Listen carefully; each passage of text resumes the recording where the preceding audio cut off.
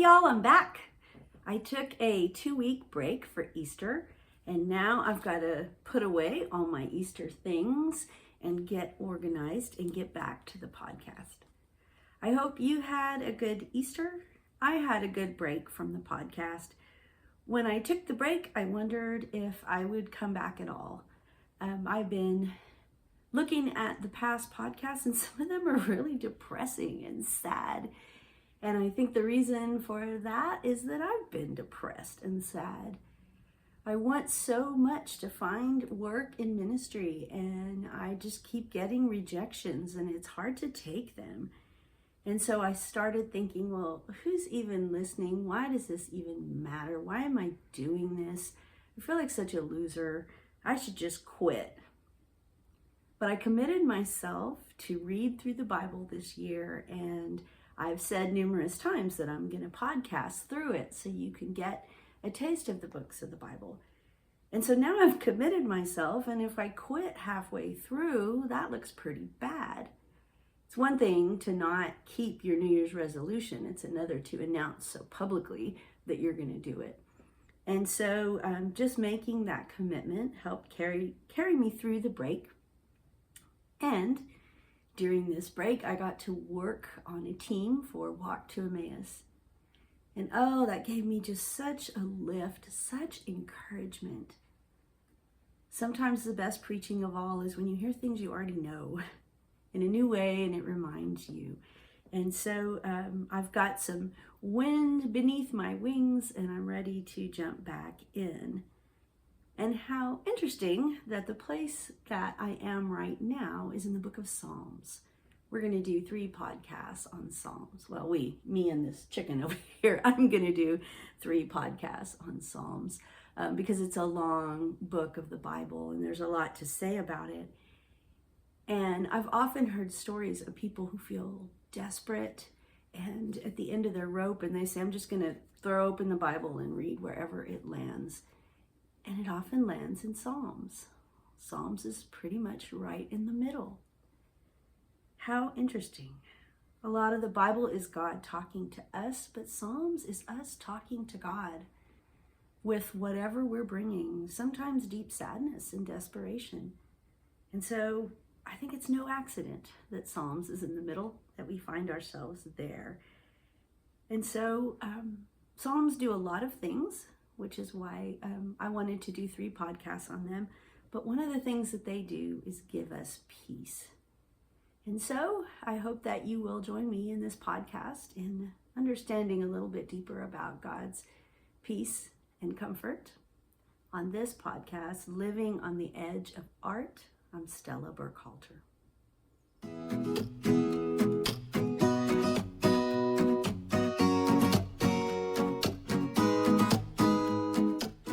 So I don't know how familiar you are with the Walk to Emmaus. It's a 3-day spiritual experience.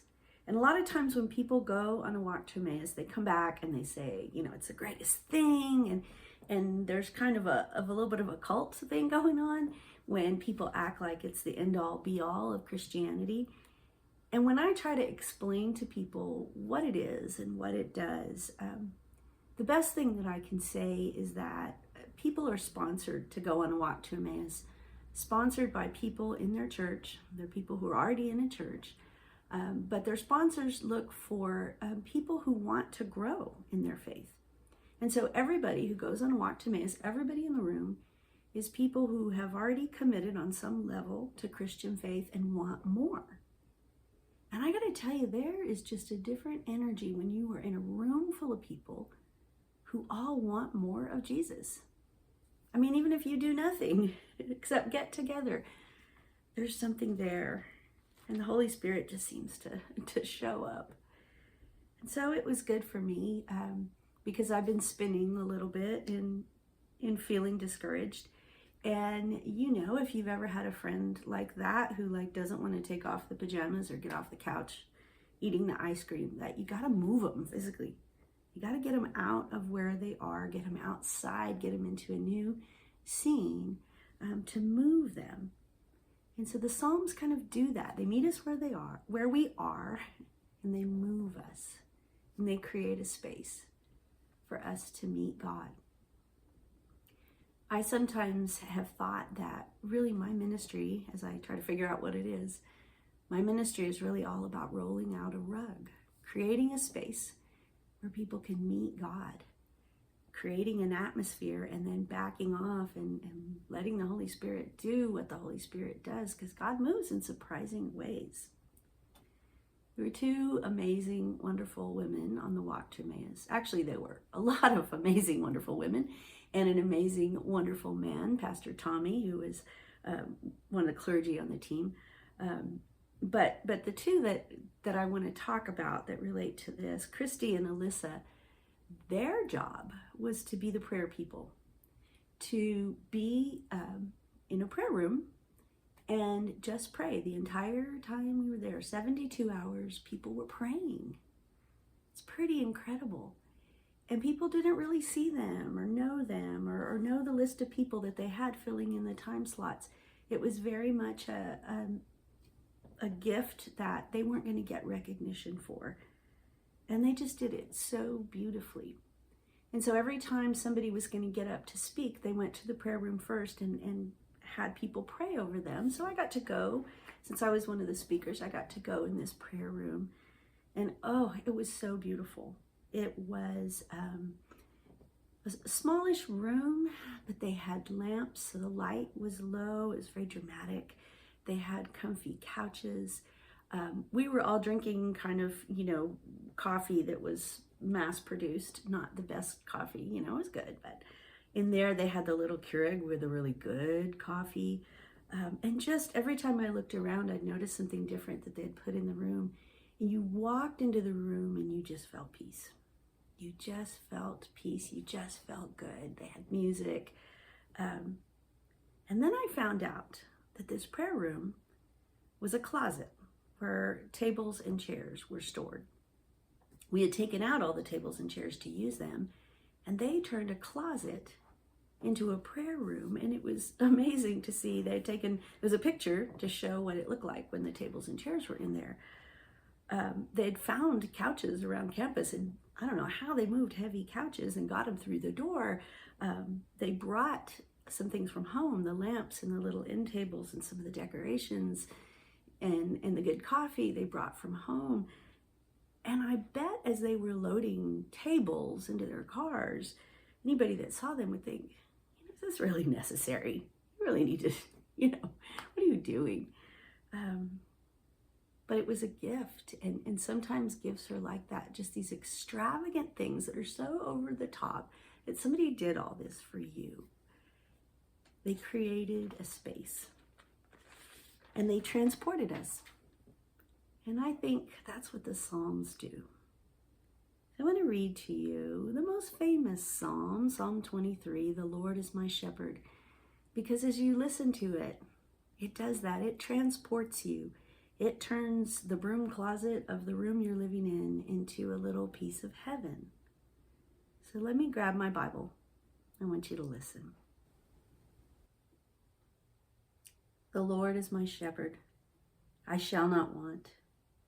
He makes me lie down in green pastures. He leads me beside still waters. He restores my soul.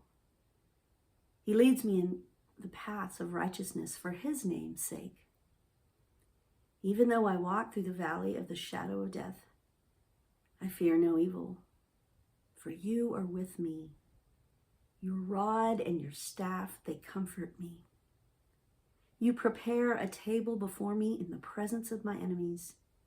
You anoint my head with oil. My cup overflows.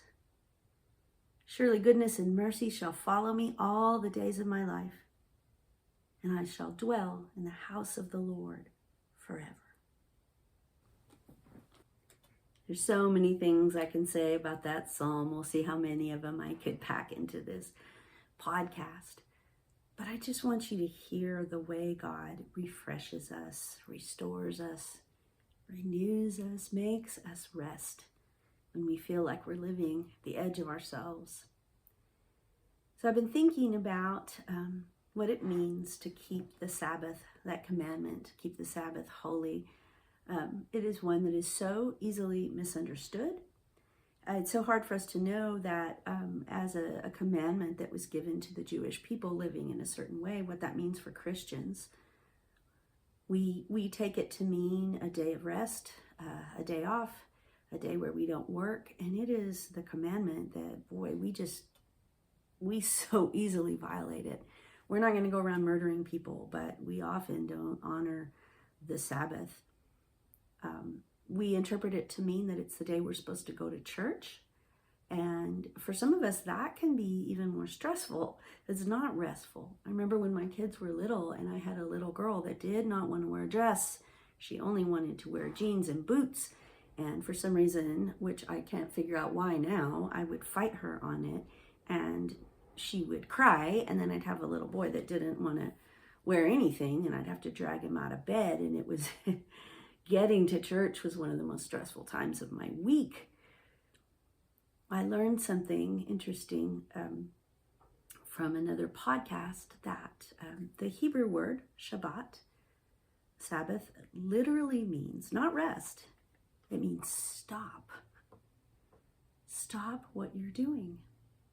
And as I find myself in anxiousness, I find that it's really, really hard for me not only to rest, but first of all, to just stop. To just stop the activity.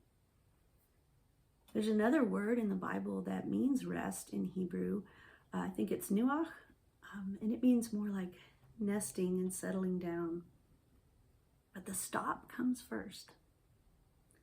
I heard a very interesting story about how people do therapy for people that are in alcoholic families. There's an exercise where a group of people gets together and they all have a piece of paper in each group and crayons. And the assignment is the group together draws a picture of a house. So maybe someone draws a square and someone draws a roof and someone draws a chimney, and they work together to draw a picture of a house. Except there's a trick. There's a plant in each group. There's a person who's in on it and has a special assignment. As soon as the picture starts taking shape, they quietly take a crayon and scribble all over the house. Now imagine you're in a group, maybe you're at a conference or something, like, what is this jerk doing? What do you do with that person? I mean, why are they scribbling on our picture? And so people would deal with that, especially if the scribbler did it maybe in a, kind of not a real wild way. And so somebody might maybe take the gray crayon and turn the scribble into the smoke from the chimney, or, use that to color in the house. But the exercise would stop and they talk about, the plant would be revealed, and they talk about, why did you do what you did? Why did you let that person scribble all over your house? And in some groups, they didn't. In some groups, sometimes somebody just takes the crayon away from that person. And that is what enabling looks like, when somebody is scribbling all over everything, and we don't want to be rude, so we find a way to fix it and not just make them stop. How are you at making yourself stop? Because that's what Sabbath is about. Before you can rest, you have to stop. The idea of Sabbath is giving the acknowledgement that God is in control, not us. That the world won't stop if we stop working.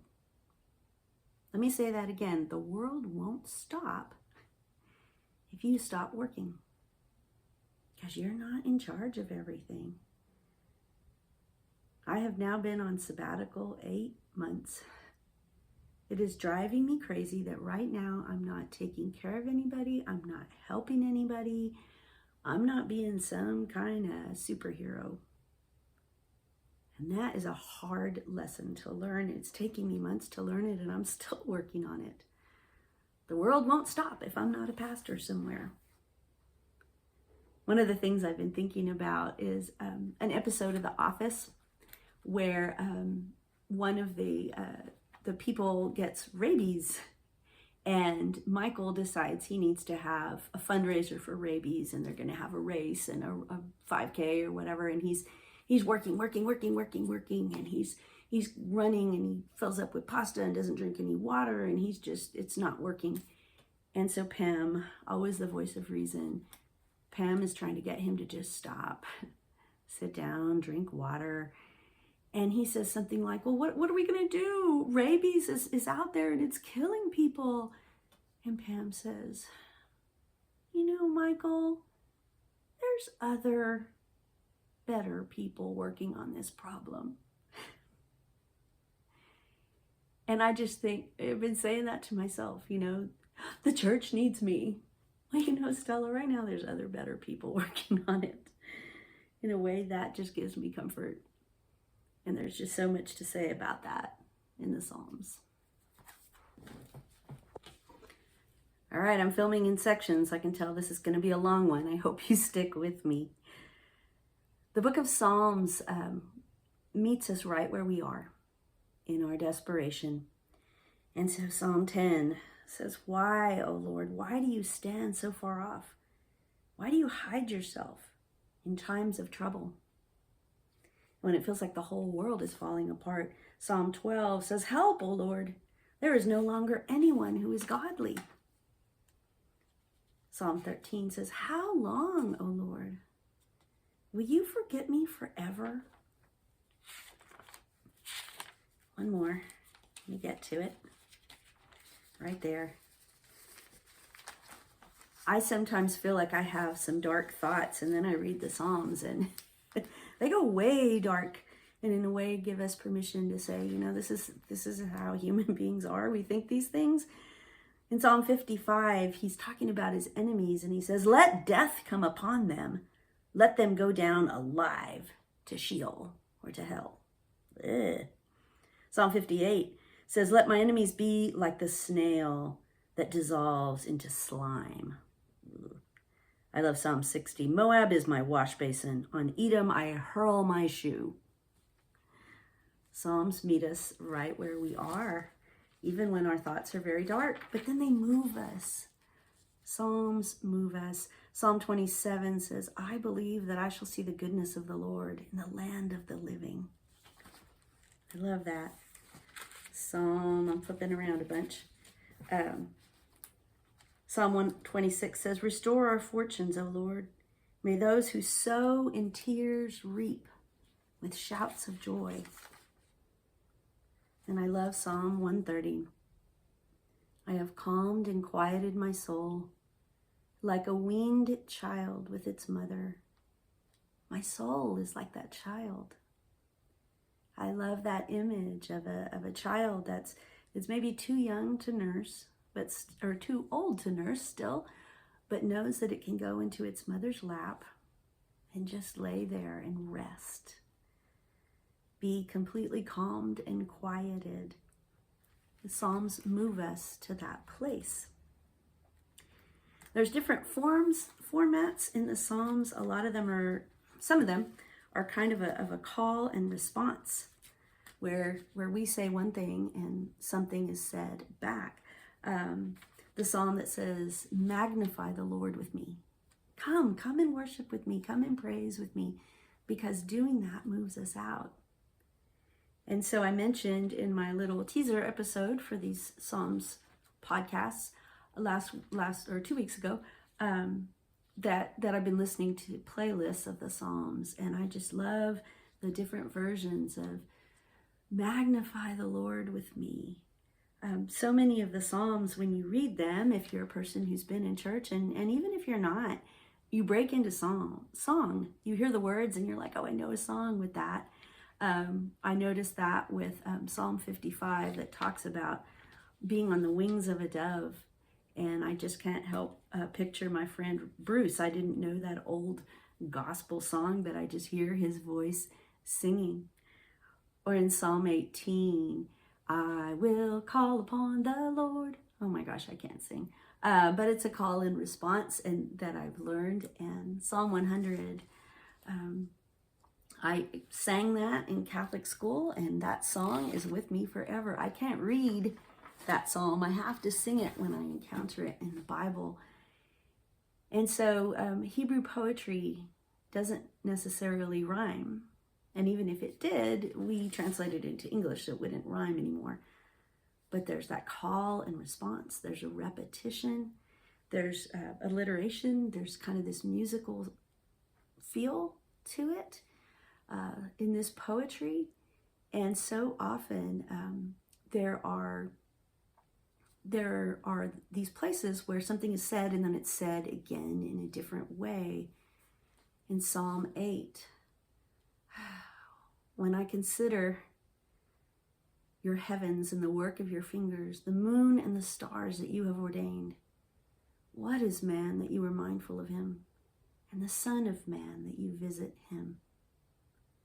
I know that's often translated to what are people, so it's not just men, it's men and women, but so many of the Psalms, especially Psalm 23, that old King James, old-fashioned way of saying them. What is man that you are mindful of him? What am I that you care about me, or that you think about me? And so often the Psalms just fill us with awe, the way they engage all of our senses. Psalm 23, the sheep in the green grass by the water. We are like that sheep. We're not always smart. We don't always know what we need or how to get there.